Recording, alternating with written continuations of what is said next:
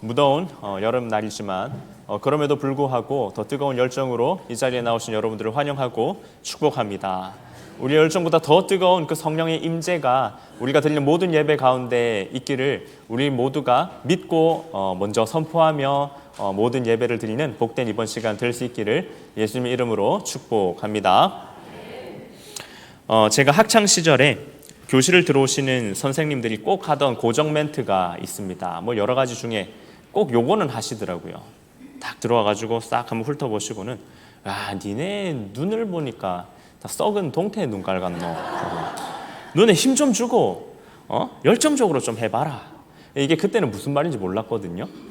근데 제가 이제 중고등부 사역을 하고 이게 앞에 설교를 하려고 딱 서면 그리고 그 학생들의 눈을 딱 보니까 그때 그 선생님들의 그 참담한 심정이 조금은 이해가 되더라고요. 요래서 그런 말씀을 했구나. 매사 의욕을 가지고 또 열정을 가지기를 원하셨던 것이죠. 이제 공부를 하러 학업을 하러 모여 있는데 눈에서조차 의욕이 느껴지지 않으니 그것을 이제 조금 우리 의욕을 가지고 좀 열정적으로 한번 해보자 이런 동료 차원에서 그런 얘기를 했다라는 거죠. 그런데 이 열정이라는 게 없어도 문제지만 너무 과하면 어떨까요?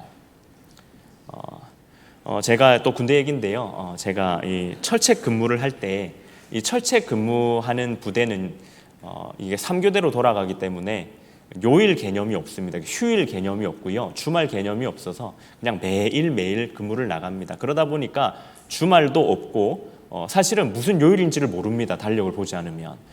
저처럼 이제 교회를 다니던 사람들은 주말이 없고 주일이 없기 때문에 저희가 달력에 따로 표시를 해놔서 교회도 갈 수 없기 때문에 따로 조그만 방에 모여서 따로 예배를 드렸습니다. 뭐 거창할 것도 없고요. 그냥 말씀 조금 읽고 찬양하고 기도하고 그냥 그런 시간을 보내고 있었는데 갑자기 이등병 친구 하나가 문을 두드리고 들어오는 겁니다. 당시 저는 말년 병장으로 전역을 일주일 앞두고 있었던 상황이었고 그 이등병 친구는 들어온 지 얼마 안 된 친구였습니다. 저기서 제가 제 자랑이지만 제가 병장으로서 이등병들에게 굉장한 사랑을 베풀었습니다. 그래서 그 이등병 친구들이 저를 굉장히 좋아했습니다. 다른 데서 혼나고 오면 제가 위로해주고 제가 또 괴롭히는 게 아니고 그래서 이등병들하고 제 관계가 참 좋았었습니다. 근데 그 이등병 제가 또 특별히 아꼈고 또 저를 또 특별히 잘 따랐던 그 이등병이 노크를 하고 들어오는데 얼굴이 시뻘개져가지고는 박수민 병장님 우리 소대장님이 찾으십니다 라고 하는 겁니다. 예배하다가 끌려나갔죠. 예배하다 끌려나가서 따라갔더니 세탁실로 가는 겁니다. 세탁실에 딱 가니까 소대장님이 얼굴이 시뻘개져서 저를 또 째려보고 있더라고요. 처음 그런 걸 경험했거든요. 그래서 이게 무슨 상황인지 보니까 정황을 보니까 첫 번째 저희 소대가 세탁기가 고장나서 그 당시 저희 모든 소대원들이 손으로 빨래를 하던 시기였습니다. 두 번째 당시 선진병영 문화 캠페인인가 뭔가 하면서 이제 그 본보기 그러니까 병영 안에 있는 부조리들을 뽑겠다 뿌리 뽑겠다라는 게 들어오면서 그 한 놈 딱 걸리면 죽여버리겠다라는 그 시기였습니다. 근데 세 번째 이 이등병 친구가 자기가 빨래하러 가야지 이러고 나가다가 제 자리를 본 거죠. 빨래가 있네. 내가 좋아하는 우리 병장님 빨래를 내가 해줘야지 이러고 챙긴 겁니다. 그래서 혼자서 그 세탁실에서 제 빨래를 하다가 소대장한테 걸린 거죠. 그래서 너 뭐하니? 이래서 저 빨래하고 있습니다. 누구 빨래하고 있니? 이래서 이러다가 제 이름이 발견됐고 이거 박수민이 말년이 되더니만 신학생도 별거 없구만 이래가지고 데리고 와 이래가지고 저는 졸지에 이등병에게 빨래를 시킨 굉장히 극악무도한 말년병장이 돼서 예배하다 끌려가서 그 자리에 선 거죠. 그래서 거기서 영창을 보내느니 이러 해서 제가 영창을 갈 뻔했습니다. 결론적으로 영창을 가진 않았는데요. 그때 막 영창을 보내겠다 이래가지고 진짜 와 이런 일이 일어나구나 주여 이러고 이제 다행히 거기서 잘 풀려났긴 했거든요. 잘 해명이 돼가지고 평소에 잘 살았나 봅니다. 잘 살아서 풀려났긴 났는데 이제 그 이등병 입장에서는 저한테 굉장히 미안한 거죠. 자기는 진짜 자기가 좋아했고 따랐던 병장이라서 자기가 해주고 싶어서 열정이 너무 과해가지고 그 사랑을 표현해 보려고 자기가 할 수 있는 것 중에 최선으로 했는데 그게 너무 과한 나머지 다른 사람들과 이 조직 문화 안에서 봤을 땐 받아들여질 수가 없는 그 상황에 처했다. 그래서 그 사랑의 마음이 그 사랑하는 사람을 영창으로 보낼 뻔한 과한 열정으로 드러났던 그런 경험을 했죠. 이런 것들을 이렇게 두고 봤을 때 이제 과유불급이란 말을 쓰지 않습니까? 지나치면 오히려 부족한 것만 못하다라는 이 과유불급을 저는 이제 몸으로 체험을 했던 것이죠. 이처럼 우리는 열정을 가지지만 우리가 가지는 그 열정이 지나치게 과하다면, 그리고 그 열정으로 인하여 우리의 시야가 좁아진다면 오히려 그것이 독이 될 수 있다라는 것을 우리는 명심을 하면서 항상 균형이 중요하다라는 것을 우리는 기억해야 할 것입니다. 오늘 본문에서도 이와 같은 내용이 등장한다라는 것이죠. 매사 열정적으로 예수님 사역에 동참했던 예수님의 제자가 바로 베드로였지 않습니까? 그런데 이 베드로가 항상 어떤 순간순간마다 그의 과한 열정으로 인하여 예수님께 꾸지람을 받거나 혹은 그 과한 열정으로 인하여 예수님 사역에 오히려 방해가 되는 상황들이 종종 발생하더라라는 겁니다.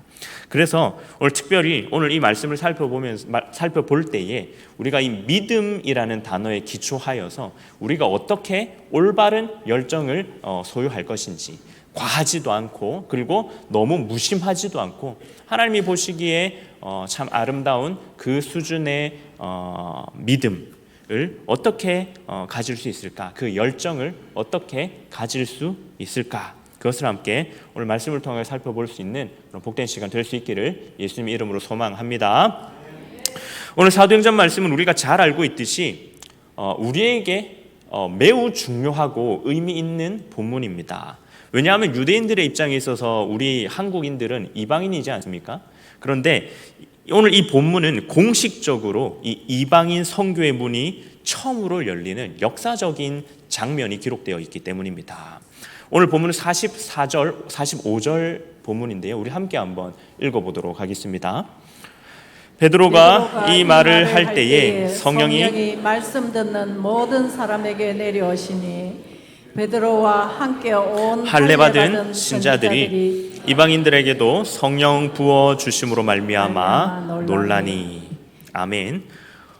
유대인의 특권으로만 여겨졌던 이 성령님의 임재가 오늘 이 본문에서는 이방인들에게 임했다. 그리고 그 성령님이 이방인들에게 임하는 모든 장면을 모두가 봤다라는 거죠. 이것을 통하여서 하나님의 구원 사역이 우리 유대인들에게만 한정되어 있는 줄로만 알았는데 우리가 부정하다 여겼던 저 이방인들에게도 동일하게 성령님의 임재가 임하는구나를 모두가 목격하고 나서 그럼 이제 모든 이방인들에게 이 예수님의 복음을 전하고 그들에게 세례를 베풀자라는 것을 공식적으로 결정하는 장면이 이제 오늘 본문에 나오기 때문에 우리도 또 앞서 말씀드렸듯이 그들에게 있어서는 이방인들인데 이 일을 통하여서 이방인에게 복음이 선포되고 세례가 선포되고 돌고 돌아서 지금 2000년이 지난 이 광안리, 이 광안동에 우리가 다 세례를 받고 이 자리에 앉아 있는 것이지 않습니까? 그래서 오늘 본문은 우리에게 있어서도 굉장히 중요하고 성경적으로 봤을 때도 굉장히 중요한 위치를 차지하고 있는 것이 오늘 본문이다라는 거죠. 그런데 이 역사적인 사건이 일어나지 않을 수도 있었다라는 겁니다. 근데 정확하게 말하면 어떻게 해서든 이 일은 일어났겠죠. 하지만 정확하게 말하면 이 일에 베드로가 쓰임을 받지 못할 수 있었다라는 겁니다. 왜냐하면 당시 베드로는 자신의 율법 안에 갇힌 자였기 때문입니다. 그러니 이게 열정이라고 표현하는 것이죠. 베드로는 유대인으로서 정결의식 또 이 부정에 대하여 굉장히 민감하게 반응했던 유대인 중에 한 명이었습니다. 그래서 이방인과의 교제를 꺼리는 것이 그의 신앙이었죠. 베드로는 예수님의 수제자였고 또 부활하셨던 예수님을 직접 만났던 이 복음의 증인으로서 이 부르심을 받았던 굉장히 중요한 인물이었습니다. 그런데 그런 그라도 여전히 유대 율법에 대한 깊은 확신과 신념, 그러니까 자신이 가지고 있는 내가 믿고 있는 요게 맞다, 무조건 맞다라고 하면 자신의 시야가 굉장히 좁아져 있었던 상황이었죠. 그리고 그것이 자신의 이 신앙과 이 열정이 순결함, 순전함이다라고 굳게 믿고 있었던 사람이 바로 이 베드로였습니다. 그래서 그 열심은 그 베드로에게 있어서는 하나님을 향한 헌신의 표현이었지만 정작 하나님의 뜻을 방해할 수도 있었던 위험한 도구가 되고 있었던 것이 바로 베드로의 현 상황이었다라는 거죠. 이것을 어떻게 이렇게 확인할 수 있습니까? 본문 14절에 보면 이렇게 기록되어 있습니다. 베드로가 이르되 주여 그럴 수 없나이다. 속되고 깨끗하지 아니한 것을 내가 결코 먹지 아니하였나이다 한데. 우리가 이 사건은 잘 알지 않습니까? 베드로가 환상 가운데에 하늘에서 광주리에 여러 가지 이 부정한 짐승들이 달려있어 내려와가지고 하나님께서 먹어라 하시죠. 이것을 먹으라고 하는데 베드로가 먹지 않습니다. 그 이유가 무엇입니까? 당시 유대 율법상으로 이 음식들은 부정한 동물이었기 때문에, 부정한 동물들은 먹지 않는다라는 것이 유대 율법의 근간이었기 때문에 자신은 먹지 않겠다라는 거죠. 근데 이 동일한 일이 3번이나 반복되는데도 끝까지 거부했던 것이 이 베드로라는 거죠. 그래서 이것을 3번이나 거절하는 모습을 통하여서 당시 베드로가 자기 식습관상 나는 돼지파가 아니라 소고기 팔아가지고 소를 주십시오, 이런 어떤 선택의 여지가 아니라, 그런 식습관의 문제가 아니라 그가 가지고 있었던 신앙의 확신이었다라는 거죠. 3번이나 하나님의 명령을 거부했지 않습니까? 먹으라고 했는데 먹지 않겠다라고 3번이나 거부하는 모습을 통하여서 확신을, 자신이 가지고 있는 이 신앙에 대한 확신이 있었다. 그게 하나님의 명령이라 할지라도 하나님의 명령이 들어가지 않는 상태가 바로 이 베드로의 상황이었다라는 거죠. 하지만 그럼에도 불구하고 하나님은 단호하게 말씀하지 않습니까? 15장 중반절에 보면 하나님께서 깨끗하게 하신 것을 네가 속되다 하지 말라 하더라라고 말할 정도로 하나님도 여기서 물러서지 않고 베드로에게 올바른 말씀을, 베드로가 가지고 있었던 그 잘못된 신앙의 모습들을 고치려고 하는 시도가 있다라는 거죠. 환상은 3번이나 반복되었고 그만큼 베드로의 고집과 열정이 깊었고, 그리고 그 과정 가운데서 하나님께서는 베드로의 이 고집을 돌이키시려고 계속해서 베드로의 그 마음을 두드리셨다라는 거죠. 그리고 하나님은 환상만으로 그치지 않습니다. 이 환상 이후에 고넬료의 하인들이 도착하자 이제 성령님께서 베드로에게 직접 말씀하시는 거죠. 본문 19절 20절 우리가 읽지는 않았지만 오늘 요 말씀을 함께 한번 읽어보도록 하겠습니다. 사도행전 10장 19절 20절입니다. 베드로가 그 환상에 대하여 생각할 때에 성령께서 그에게 말씀하시되 두 사람이 너를 찾으니 일어나 내려가 의심하지 말고 함께 가라. 내가 그들을 보내었느니라 하시니. 아멘. 이 말씀이 굉장히 중요한 것이죠. 베드로의 열정이 아무리 거룩한 것처럼 보여도 이제 하나님께서 이들을 보내셨고 이들을 따라가라 라고 이제 말을 하고 있는 장면이죠. 만약에 베드로가 자기 신념에 끝까지 머물러 있었다면, 자기가 가지고 있었던 스스로의 그 열정 안에만 계속해서 갇혀 있었더라면 이 두 종이 왔을 때 아마 베드로는 따라가지 않았을까요? 왜냐하면 이방인들이었고 이방인의 종들이기 때문에 내가 왜 굳이 이방인에게 가서 복음을 선포해야 되며 그에게 세례를 베풀어야 하는지에 대한 이유를 베드로는 자기 몸으로 이미 거부를 하고 있었기 때문에, 만약에 하나님께서 이 말씀을 하셨더라도 그 신념, 자신의 열정만으로 가득 차 있었다면 따라가지 않았다라는 거죠. 그러면 복음은 여기서 더 선포되지 않았고 그 자리에 멈추게 되고 이 일에 베드로는 쓰임을 받을 수가 없는 상태가 되어버린다라는 겁니다. 하지만 하나님은 이 성령과 이 말씀의 권위로 베드로를 계속해서 마음의 문을 두드렸고, 그리고 베드로의 잘못된 열정을 계속해서 수정해 주셨죠.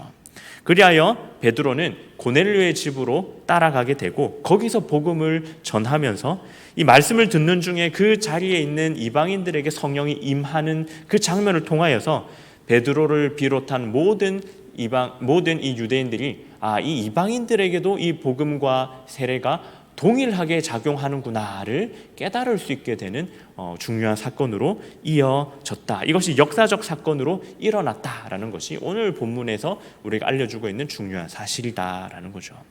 다행히도 오늘 본문에서는 베드로가 자신의 열정을 내려놓고 자신의 열정이 잘못된 열정이었다라는 것을 깨닫고 이제 성령님의 도우심을 따라서 바른 믿음을 깨달을 수 있게 되었습니다. 그리하여 이방인에게 복음을 온전하게 전파할 수 있었고, 이 복음이 유대인의 이 경계를 더 넘어서서 온 세상으로 향하는 출발점이 될 수 있었던 것입니다. 비로소 자신이 갇혀 있었던 그 자신의 열정에 갇혀 있었던 이 베드로가 잘못된 열정이 아니라 올바른 열정으로 바뀌게 되는 그 장면이 오늘 본문에 나오고 있는 것이죠.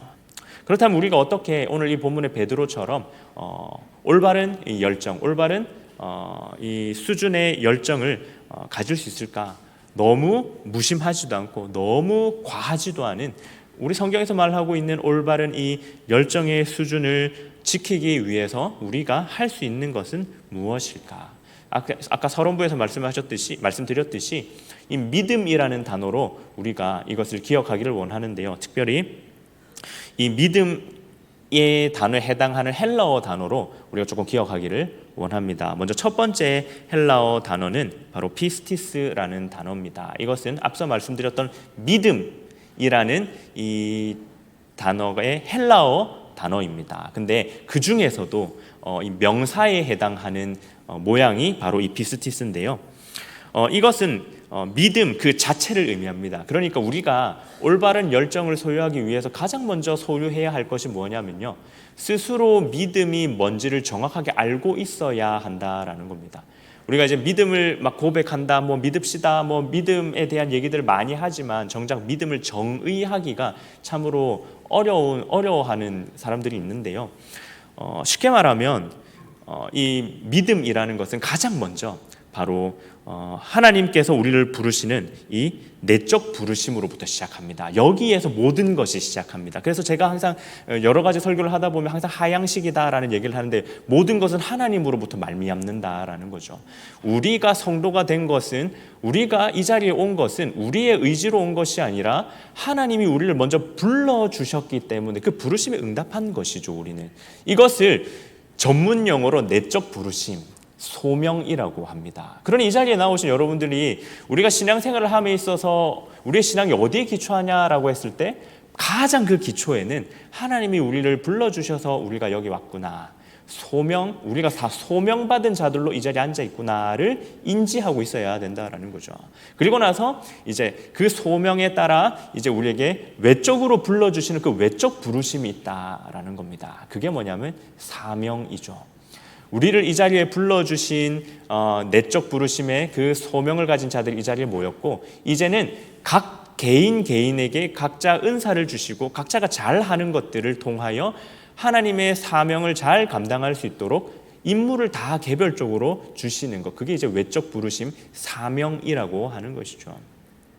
이 믿음이라는 것이 바로 이겁니다. 내적으로 우리가 부르심을 받았고 그 내적 부르심에 응답을 하였고 그 부르심에 따라서 사명 따라 살아가는 삶이 바로 믿음이다라는 거죠. 다른 것이 믿음이 아니라 내가 믿는 믿음과 네가 믿는 믿음이 다 다르기 때문에 서로가 믿는 것만 주장하다 보면 그 공동체는 분열이 일어날 수밖에 없습니다. 왜냐하면 믿음이라는 것 자체가 이미 개념이 다 다르기 때문에. 하지만 성경에서 말하고 있는 믿음은 분명합니다. 내적 부르심과 외적 부르심, 여기서 시작해야 한다는 것이죠. 우리가 같은 부르심을 받고 이 자리에 모인 자이기 때문에 만약에 우리가 하나님의 이름으로 뭔가를 하자라고 모여가지고 일을 하는데 그 안에서 계속 분란이 일어나고 싸움이 일어나고 다툼이 일어난다면 우리가 이걸 점검해야 된다는 겁니다. 우리가 왜 모였는지를 생각해야 된다는 거죠. 우리가 부르심 받은 자들로 모였다면 그 부르심에 합당한 모습으로 이 사명 따라 행해야 되는데, 그게 아니라 각자가 가지고 있는, 각자가 정의하고 있는 그 믿음을 따라 행하려다 보니까 계속해서 다툼과 불협화음이 일어난다라는 거죠. 사랑하는 성도 여러분, 우리는 종종 믿음이 무엇인지 너무 거창하게 생각하든지 아니면 너무 대충 생각하기 때문에 우리가 알고 있는, 우리가 믿고 있는 이 믿음이 서로 다름을 인하여 공동체 안에서 어려움을 겪는 경우가 굉장히 많습니다. 하지만 진짜 믿음은 우리의 소명과 우리의 사명에서 시작되어야 한다라는 것을 오늘 본문을 통해 꼭 기억하는 저와 여러분들 되시기를 축복합니다. 그래서 우리가 모였을 때 내 옆에 있는 사람들을 보고 내 기준으로 생각했을 때 믿음은 이거고, 내 기준으로 봤을 때 신앙생활은 이 정도는 돼야 되는데 왜 저 사람은 이 발끝에도 못 미치지라고 하면서 정죄하거나 뭐라 하고 그렇게 하는 것이 아니라, 공동체라면 내가 가지고 있는 이 믿음, 이게 고귀한 것이 아니라 내가 가지고 있는 믿음과 이 사람이 가지고 있는 믿음이 같은 믿음이니까 우리가 기다려주고 헌신하고 섬기는 과정, 그것이 이 공동체가 아름답게 세워져 가는 그 기초가 된다라는 사실을 다 믿고 그렇게 살아가기로 다짐하는 저와 여러분들 되시기를 예수님 이름으로 축복합니다. 이제 두 번째 단어는 피스튜오라는 단어입니다. 앞서 말씀드렸던 이 믿음이라는 헬라어의 동사의 표현입니다. 명사라고 한다면 그 어떤 단어의 정의에 대해서 설명을 해주는 거지 않습니까? 동사라고 한다면 어떻습니까? 멈춰 있는 것이 아니라 움직이는 상황, 역동적인 것을 우리에게 표현하는 것이 이 동사의 역할이지 않습니까? 마찬가지로 이 믿음이라는 단어는 우리가 잘 알고 이제 그것을 행동하는 것, 역동하는 것이 믿음이다라는 것입니다. 바른 믿음은 그저 정의된 믿음으로 그 개념으로 끝나는 것이 아닙니다.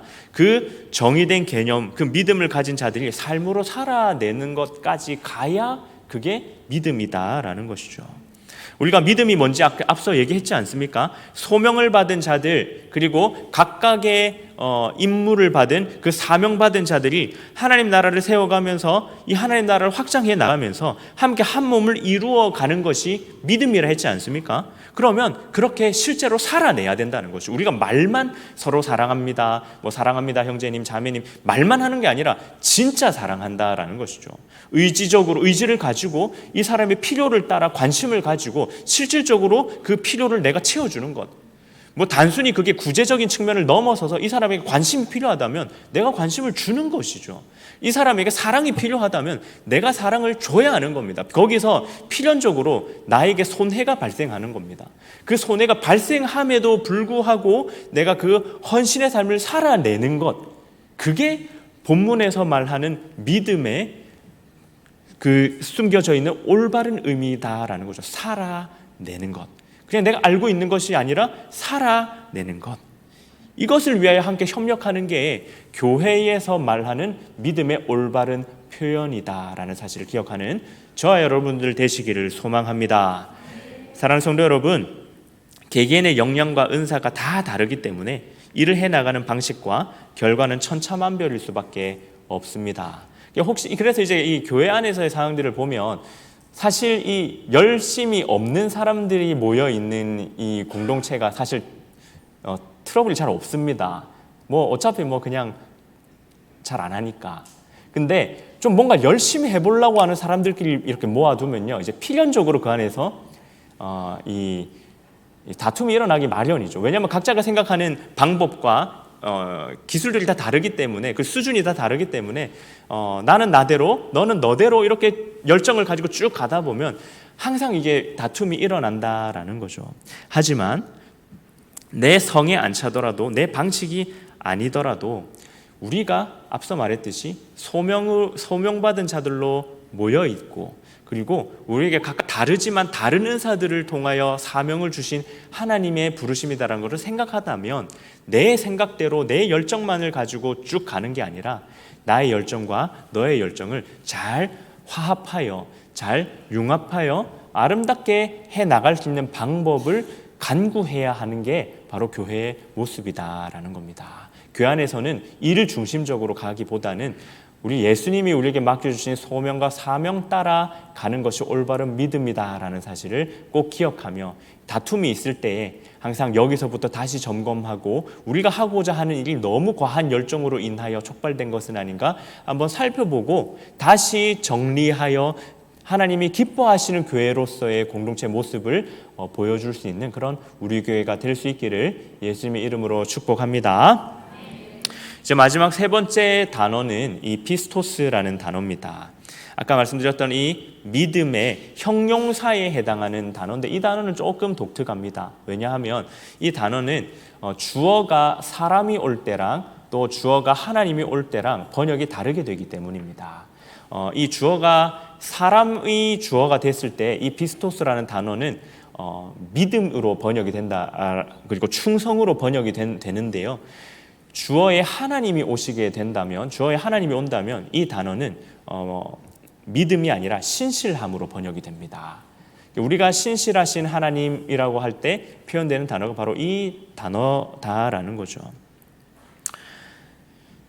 우리가 바른 믿음을 알고 그 믿음으로 살아내되 성령님의 신실하신 도우심 안에서 이것이 가능하다라는 겁니다. 우리가 베드로 사건을 한번 잘 봅시다. 베드로가 이 믿음이라는 단어를 가지고 믿음을 잘 정의하고 그리고 믿음을 살아내려고 노력을 하는데 하나님 성령님께서 이 베드로에게 환상을 보여주실 때 그냥 환상만 덩그러니 보여주고 이제 나머지는 네가 알아서 해라라고 내버려 두지 않는다라는 겁니다. 베드로가 그 환상을 3번 봤을 때 베드로가 그 환상이 자기에게 정확하게 무엇을 의미하는지 깨닫지 못하였다라고 본문에 나와 있습니다. 베드로가 이를 3번이나 경험했지만 이것이 무엇을 의미하는지 알지 못하더라라고 말하고 있거든요. 그런데 베드로가 그 환상을 보는 그 순간에 하나님이 뭘 하고 계셨냐면 고넬료에게 역사하고 있었다라는 겁니다. 이방인이 고넬료에게 역사해서 네가 베드로에게 사람을 보내 베드로를 청하여 베드로에게 복음을 받으라라고 고넬료에게 임하고 있었다라는 거예요. 그 동시간대. 그래서 하나님한테 이 거절하고 있는 그 순간 가운데 고넬료의 종들이 찾아오게 되고 그 종들을 통하여서 베드로가 이끌림 받아 고넬료에게 갈 수 있게 됐다라는 거죠. 이처럼 하나님은 우리에게 바른 믿음을 요구하시면서 그 동시에 신실하게 성령님은 여러 방면을 우리가 알지 못하는 곳에서 신실하게 일하고 있다라는 겁니다. 우리가 지금 이곳에서 말씀 듣고 있고 이 자리에 모여 있지만 우리가 알지도 못하는 장소에서 우리가 알지도 못하는 방법으로 지금 이 순간도 신실하게 일하고 있다. 그분이 바로 신실하신 하나님이다. 그것이 바로 성령님이다라는 사실을 오늘 본문에서 우리에게 말하고 있다라는 것이죠. 일을 하려고 하는데 내 생각은 이런데 네 생각은 저렇고 우리가 이거 가지고 나는 이렇게 해야만 해 너는 이렇게 해야만 돼 이제 이 공동체가 분열되려고 하는 그 순간에도 신실하신 하나님께서는 이 공동체가 하나가 되게 하기 위하여 열심히 신실하게 일하고 있다는 겁니다. 그러면 우리 공동체가 해야 될 것은 무엇입니까? 그 성령 하나님께 간구해야 되는 것이죠. 하나님 지금 우리 공동체가 분열하고 있습니다. 우리에게 지혜를 주셔서 우리 공동체가 어떻게 화합을 할 수 있는지 지혜를 허락하여 주십시오라고 그 분열의 순간에 기도할 수 있는 공동체가 되어야 한다라는 겁니다. 만약에 그렇게 다투는 과정 가운데에서 도저히 접점이 나오지 않았을 때 우리가 모여서 한번 기도하자 그러면 성령에게 물어보고 어떻게 해야 되는지 간구 한번 해보자라고 기도했을 때 그때 놀랍게도 성령님은 진짜 놀라운 방법을 제시하며 그 공동체의 깨어짐을 회복해 나간다라는 거죠. 그걸 경험한 공동체가 얼마나 재밌겠습니까? 일이 진짜 안 됐는데 야 우리들끼리 머리 맞대서 진짜 안 됐는데 기도하니까 어째 되더라. 이걸 경험한 공동체는 재밌는 겁니다. 그러면 그 재미있는 그 성령님의 역사를 체험하기 위해서라도 계속해서 뭔가를 한번 해볼까? 도전하게 되는 거죠. 사랑하는 성도 여러분, 이제 말씀을 정리하도록 하겠습니다. 우리가 믿음을 바로 알고 우리가 삶으로 살아내고 신실한 성령님의 도우심이 있다면 우리 교회가 결코 너무 일하지도 않는 것도 아니고 또 너무 열정적으로 하지도 않고 하나님이 원하시는 그 적절한 범위 안에서 열정적으로 신앙생활을 할 수 있을 거라 저는 믿습니다. 우리 여기 있는 모든 자들이 하나님의 부르심으로 이 자리에 오신 줄로 믿습니다. 그리고 각자에게 각자의 색깔대로 각자의 은사를 다 주셨고 그 은사를 통하여서 한 공동체를 만들어 주셨다면 그 요소들을 가지고 이 교회를 잘 세워나가고 확장시키라는 하나님의 사명이 있는 줄로 믿습니다. 이것을 올바로 행할 수 있기 위해선 성령님의 도우심이 필요하기 때문에 그래서 우리가 공동체로 모여 성경을 읽고 공동체로 말씀을 나누고 공동체로 기도를 해야 하는 것이죠. 우리 모든 성도님들의 그 신앙생활이 바로 그러한 모습 가운데 있기를 축복합니다. 어제부로 우리 가브리엘 또 브니엘 연합 아웃리치가 막을 내렸습니다. 사실 이 중학생, 고등학생 그리고 청년들 데리고 뭔가를 하기가 사실 굉장히 쉽지가 않습니다. 아기들 있잖아요.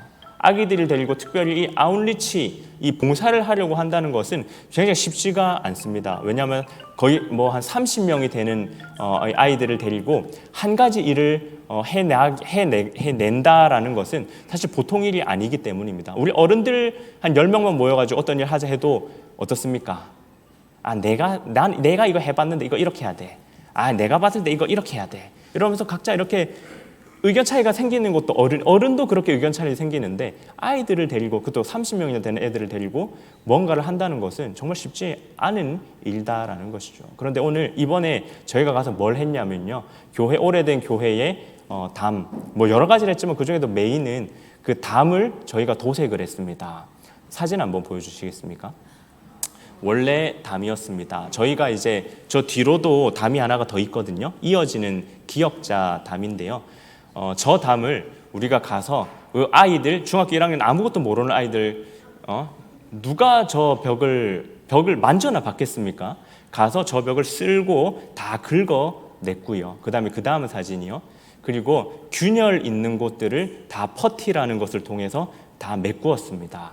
애들이 퍼티라는 것도 아마 처음 들어봤을 겁니다. 그리고 나서 굳고 저기를 또 사포로 다 갈아냈어요. 아이들이. 그리고 저기에 또 프라이머라는 걸 또 다 발랐습니다. 여러분들 프라이머 아십니까? 모르시죠? 프라이머를 또 다 2번이나 발라가지고 그리고 요 다음 사진이요. 이렇게 완성한 거죠. 이걸 아이들이 했습니다. 저는 이 과정을 보면서 깨닫는 게 뭐냐면요. 이게 바로 복음의 과정을 단적으로 보여주는 게 아닌가. 각자가 가지고 있는 생각, 내가 생각할 때 이러면 될 것 같고 저러면 될 것 같은 그게 아니라 우리가 한 가지 일을 하려고 할 때에 한 가지 마음으로 모여가지고 그 일에 모두가 몰두하는 겁니다. 내가 지금 뭘 하는지 모르거든요. 애들이 긁어를 할 때 이걸 왜 긁는지 몰랐을 겁니다. 근데 긁어를 하니 긁는 겁니다. 다 같이. 그리고 제가 갔다 와서 알았는데요. 이번 주가 폭염이었다 하더라고요. 예, 죄송합니다. 그래도 다행인 건 아무도 다치지 않고 쓰러지지 않고 잘 건강하게 해냈다. 땀을 비 오듯이 쏟아내면서 아이들이 이 작업을 해냈습니다. 저는 이게 바로 교회의 모습이 아닌가 싶습니다.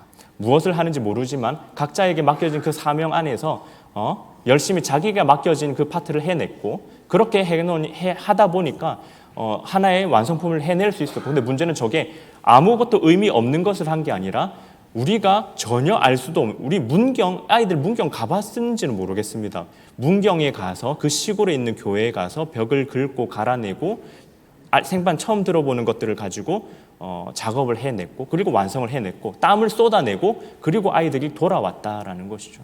그 모든 과정이 아이들의 머릿속에 깊이 자리를 잡았으며 그리고 저것이 가능할 수 있었다라는 것을 이 성령님의 도우심이다라는 말씀으로 마무리하게 되었다. 이 모든 것이 하나님이 기뻐하시는 그 복음의 과정과 복음의 모습이 아닐까요? 우리 아이들도 이렇게 해내는데 우리 어른들이 성도들이 이렇게 못할 게 뭐가 있겠습니까? 우리 성도님들 우리가 또 올해 표가 우리가 교회입니다 라는 표지 않습니까? 우리가 하나님의 일을 해나갈 때 있어서 우리의 생각과 열정이 과하더라도 좀 내려놓고 우리가 하나님의 나라와 확장을 위하여 더 애를 쓰고 여기에 집중하여 신앙생활하는 그런 저와 여러분들 다 될 수 있기를 예수님의 이름으로 축복합니다.